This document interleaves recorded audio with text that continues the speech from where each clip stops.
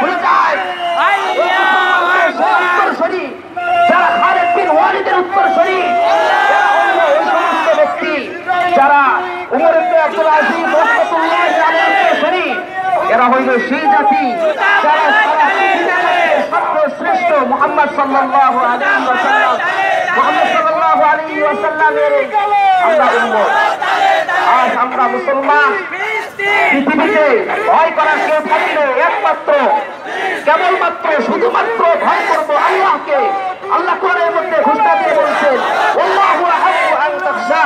বান্দা, পৃথিবীতে যত মানুষ, যত মাখলুক, যত যা কিছু আছে সবগুলো তো আমার খায়, আমার করে, আমার শোনে, আমার নিয়ন্ত্রণে থাকে। তাদেরকে ভয় করার কোনো কারণ নাই। আমার সিদ্ধান্ত মোতাবেক চলে, অতএব আমাকে ভয় করা সবচাইতে বেশি মুহতারাম হাজিরিন। এটাই আমি বলবো যে আমাদের সবচেয়ে বড় পরিচয় হইল মুসলমান। আজ মুসলমান নিজেদের পরিচয় ভুলে গিয়েছি। মুহতারাম হাজিরিন, এই পর্যায়ে আমাদের কি কাজ হবে? আমাদের কাজ হবে, আমাদের একটাই কাজ, সারা জীবন ভর আমাদের একটা কাজ থাকবে, সেটা হলো জিহাদ। এই জিহাদের ময়দানে সকল মুসলমানকে ঐক্যবদ্ধভাবে মাঠে থাকতে হবে।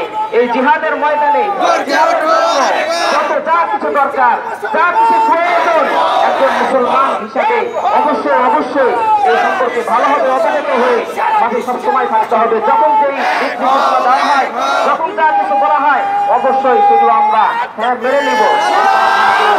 কোরআনের মধ্যে বলছেন, ইন্নামাল মুমিনুনা ইখওয়াতুন ফাসলিহু বাইনা